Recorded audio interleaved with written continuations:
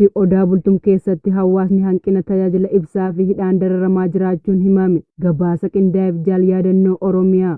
Godina Lixa Harargee aanaa Daaroo Labuu magaalaa Machaaraa keessatti torban darbirraa eegalee addaan cituu tajaajila ibsaa hordofee jiraattonni rakkoo ulfaataa keessa jiraachuu maddeen arraata biyyoolessa Oromiyaatti himaniiru. Rakkoon kunis qaamni hojii dhimmi isaa ilaallatu hordoffii barbaachisu taasisuu dhabuun kan mudate yoo ta'u, jiraattonni magaalichaas rakkoo isaan quunname kana qaamatti himatanii furmaata argatan dhabuun gidiraa hamaa argaa jiraachuu ibsaniiru. Oduu biraatiin ammoo godinichuma aanaa Odaa Bultuum bulchiinsa magaalaa Baddeessaa keessatti loltoonni bilisiginnaa waxabajjii 4/2026 namoota maqaan isaanii Yuusufii fi Senjer jedhaman badii tokko malee ukkaamsuun hidhaatti darbatanii hiraarsaa jiraachuu maddeen dabaluun eeraniiru. Namoonni kunneen siyaasa kam keessaa qooda osoo hin qabaatin sababa sobaa hidhata waraana bilisummaa Oromoo qabdu jedhamuun kan hidhaman ta'uun ibsameera. Aanaa Meettaa keessatti ergamtoonni bilxiginnaa hawaasa nagaa hidhuu fi dhukaasatti banuun qeerraa buqqisuun ibsame. Jaalmurtii haqaa dabalata qaba. Godina Bahaa Harargee aanaa Meettaa Raddaa Gammachiis keessa waxabajjii 7/2026 loltoonni koloneel Abiy Ahmad namoota maqaan isaanii Ismaa'eel Aammee abbaa ijoollee 3 fi Maammad Jaabir abbaa ijoollee 3 kan ta'an badii seeraa tokko malee ukkaamsuun hidhaatti darbatanii reebicha ulfaataa irraan ga'aa jiraachuu maddeen arraata biyyoolessa Oromiyaatti himanii jiru. Kana malees jiraataa Maraddichaa kan ta'ee fi abbaa ijoollee 5 nama maqaan isaa Abdii maal jedhamu immoo sirna ableeyyiin loltoota bilxiginnaa kunneen badii tokko malee dhukaasatti bananii qeefii qabeenya isaarraa buqqaasanii turuu maddeen dabaluun eeranii jiru. Namoonni kunneen qonnaan bultoota siyaasaa kam keessa hin jirree fi maqaa kaffaltii boordii filannoo kennuu diddan jedhuun hiraarfamaa kan jiran ta'uun ibsameera. Shiftoonni bilxiginnaa kanneen dantaa dhuunfaa isaanii qofaaf jiraatan goleewwan Oromiyaa cufatti akkuma fedhan bobba'uun ilmaan Oromoo irratti yakkoota garaagaraa raawwachaa kan jiran ta'uun ni beekama. Aanaa Shaallaa keessatti hawaasni rakkoo bishaan dhugaatiif saaxilaman jaalfaajjii bilisummaa waan qindeeffate qaba.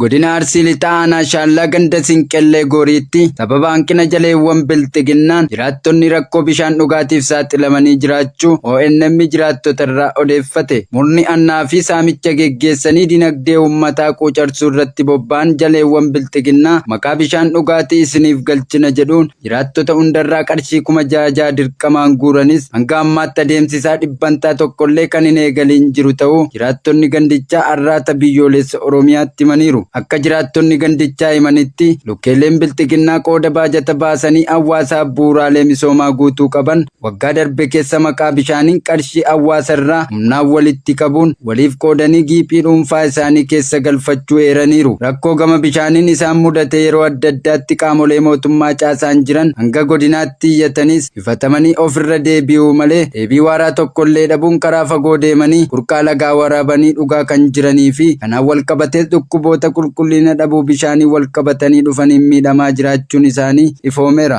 Kaaba Shaggar aanaa Kuyyuu keessatti hidhattoonni PP dhukaasa walirratti banuun milishaa tokko ajjeesuun dhaga'ame. Dabalata isaaf jaal sabaaf Waaggaarii. Godina Kaaba Shaggar aanaa Kuyyuu keessatti milishaa maqaan isaa Tafarii Simee jedhamu dilbata waxabajjii 7/2026 halkan rasaasaan rukutamee ajjeefamuu jiraattonni bakkichaa himan. Namni kun aanichatti jiraataa Araddaa Bokkoolloo yoo ta'u, naannoo magaalaa aanichaa bakka addaa Sulula Obsee jedhamuun beekamutti dilbata halkan rasaasaan dhahamee ajjeefamuun hanga wiixata waaree boodaatti reeffisaa bakkicha bulee ooluu jiraattonni ONM dubbise addeessanii jiru. Ajjechaan kun kan irratti raawwatame qaamuma biltsiginnaa fedhatanii hojjetan kanneen raayyaa ittisa biyyaa jechuun of waamaniin ta'uu dubbatu jiraattonni taatee sana keessa beekan. Miidhamaan kun milishaa PP ta'ee hojjechaa kan ture yoo ta'u, waltuffii, walqoqqooddaa fi waldhabdee dhuunfaa fi gareen gidduu hidhattoota PP'tti yeroo yeroon uumamu hordofee hidhataa biltsiginnaa kan raayyaa ittisa empaayiratti ta'e tokko waliin walmufannaa gidduu isaaniitti uumameen waraanichi akka ajjeese ibsamee jira. Akka jiraattonni gandichaa himanitti obbo Simeen abbaa maatii fi akkuma qonnaan bulaa tokkootti carraaqqatee kan bulu ta'e osoo jiru duula duguuggaa sanyii murni biltsiginnaa maqaa ulaa galaana diimaa da'eeffachuu fi empaayiratti eeggachuu jedhuun dirqisiifamee qabamuun gara milishaa PP'tti kan dabalame ta'uu dabaluun eeranii jiru. Gareen maafiyaa PP namoota dantaa dhuunfaa isaaniif bitamanii jiraatan hidhachiisee bobbaasuun qonnaan bulaan Oromoo humna waraanaa fi afaan qawween ukkaamsamee of jala hiriirsuudhaan barcuma siyaasaa isaa tikfatee umurii aangoo isaa dheereffachuu qofaaf kan ifaajuu yoo ta'u, yeroo garaagaraatti hidhattoonni isaa caasaa fi gulantaa sadarkaa isaaniitiin wal tuffatan kunneen faayidaa dhuunfaa fi bu'aawwan xixiqqoo akkasumas wal qoqqoodaa sanyummaa irratti hundaa'ee hordofee lubbuu walii galaafachaa kan oolan ta'uun ni beekama.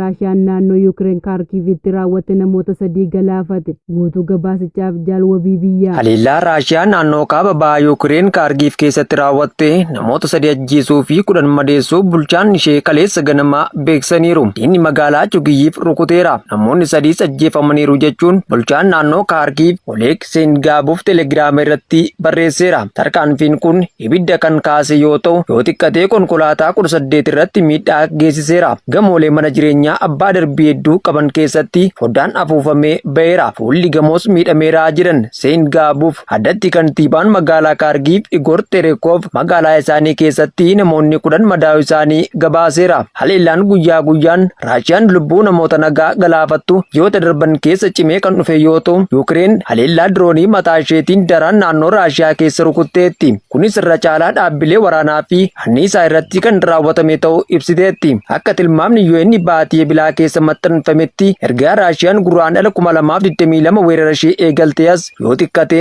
lammiileen nagaa 15,850 zoonii Yuukireen keessatti ajjeefamaniiru. Namoota nagaa 2,800 ol ta'an naannoo Raashiyaan to'attutti du'uu isaanii lakkoofsi dhaabbata mootummoota gamtoomanii kan ibse yoo ta'u, naannoo Yuukireenii fi Raashiyaan dhuunfatame keessatti namoonni 44,800 ol madaa'uu isaanii ibseera.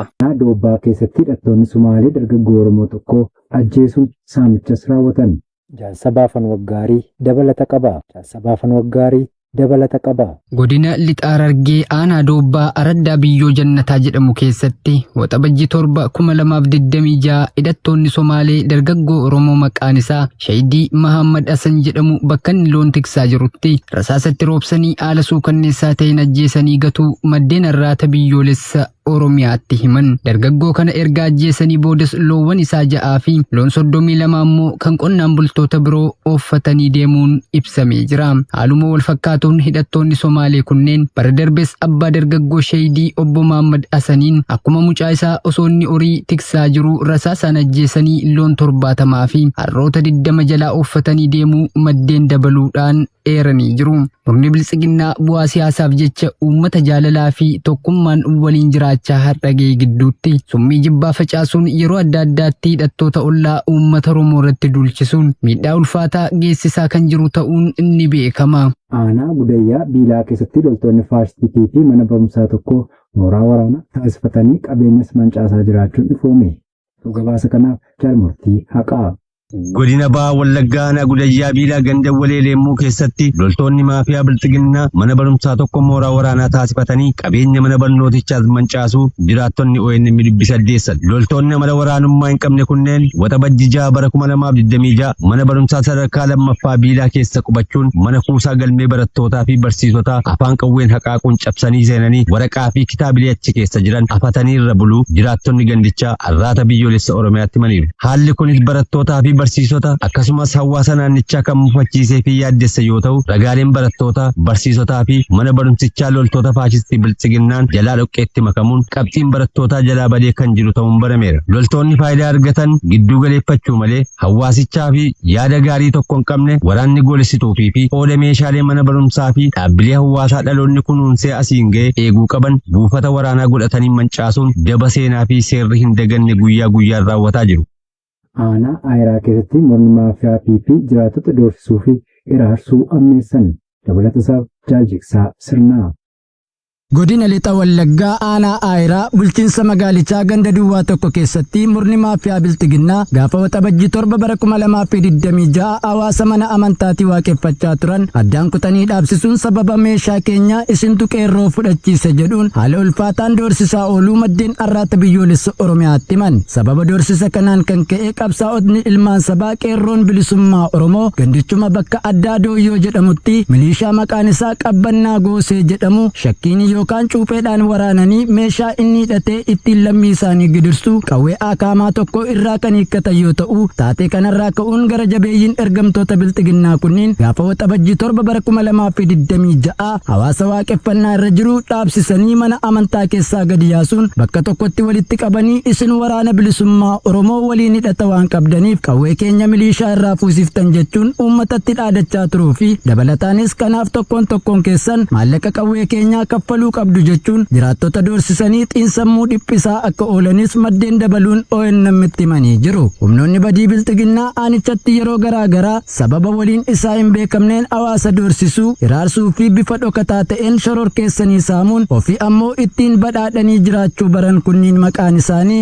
Eebbisaa Abbabee itti gaafatamaa waajjira fayyaa aanichaa, Haayiluu Tsaggaa'ee luba mana amantaa Ortodoksii, Fiqaaduu Tasfaa'ee bulchaa aanaa, Gammachuu Daggafaa itti gaafatamaa milishaa aanichaa fi Fayyeeraa nama jedhamu itti gaafatamaa dhimma nageenyaa aanichaa akkasumas hoogganaa waajjira poolisii aanichaa yommuu ta'an guyyaa eerame kanas dhimma uummaticha hin ilaallanne kana da'oo godhachuun hawaasni waaqa isaanii akka hin waaqeffanne godhanii mana sagadaatti yaasuun qarshii qawwee keenyaa milishaa irraa qeerroonii kee kaffaluun dirqama keessanii jechuun doorsisaa hamaan jiraattota goolaa akka oolan himamee jira. Luba mana amantaa Ortodoksii kan ta'e namni Haayiluu Tsaggaa'ee jedhamu kun kanaan duras hojii diinummaa fi basaasummaan magaalichaa fi gandoota aanichaatti maqaa lallaba wangeelaa jedhu da'oo taasifachuun bobba'ee osoo hojjetu heeruu keessoo PP aanichaan qeerroo bilisummaa Oromoo aanichaa qaqqabeen to'atamuun gorfamee kan gale yoo ta'u ammas gocha kana irraa of qusachuu didee dhimma siyaasaa isa hin galchine keessatti hirmaachuun uummata keenya burjaajessaa waan jiruuf hordoffiin nuuf haa taasifamuun dhaamsa jiraattota magaalichaati. Sirni balfamaan bilxiginnaa guutuu Oromiyaa keessatti gara jabeeyyii ergamtoota isaa jallina qofaa barsiisee bobbaaseen uummata shororkeessuu, uummatatti goolii kaasee nagaa dhorkuun hawaasni nagaan jiruu fi jireenya isaa akka hin geggeeffanne dhorkuu irra darbee hojjettoota mana amantaa siyaasa keessatti akka hirmaatan gochuun ammoo uummatichi amantaa wal qoodee akka wal balaaleffatu taasisaa jiraachuun ni beekama.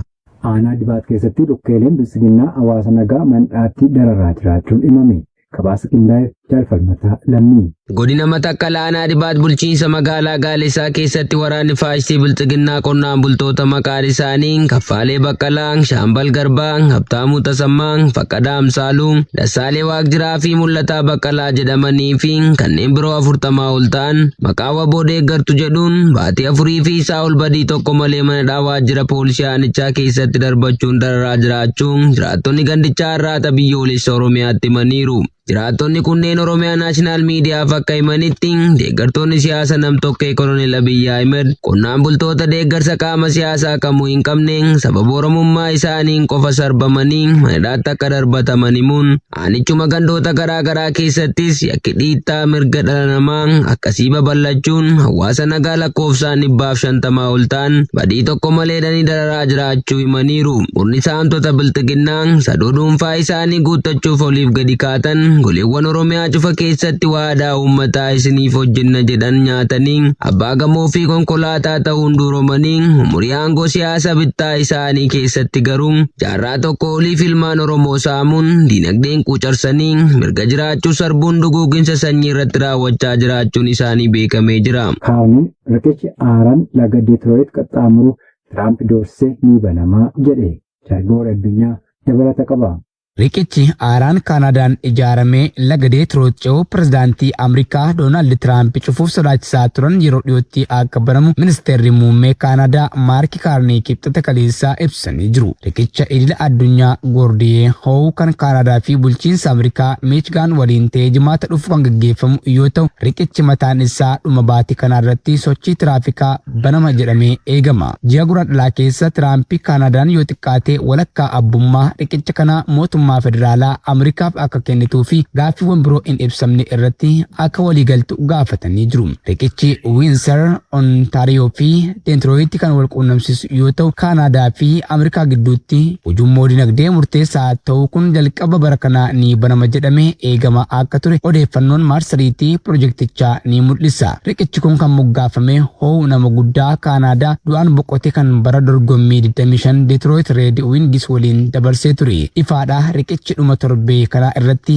banamataa mallattoo garuu dhugaa tumsa biyyoota keenyaa gidduu jirudha jechuun Kaarniin yeroo gara paarlaamaa seenu gaazexeessotatti dubbate. Lammiilee Kaanadaa daangaa ce'aniif lammiilee Ameerikaa daangaa ce'aniif akkasumas daldalaaf waan guddaadha jechuun oduu gaarii jechuun waamee jira. Tiraamp waliigaltee daldalaa Ameerikaa fi Meeksikoo fi Kaanadaa bara kana gamaa gamaaf waan dhiyaateef riqicha kana doorsisan. Tiraamp marii sana dura doorsisa taarifaa haaraa baasuu dabalatee ejjennoo cimaa fudhachaa turanii jiru. Kaarniin gama biraatiin dirqisiisaa dinagdee Ameerikaan gootu mormuun waltajjii addunyaa irratti dubbataa tureera.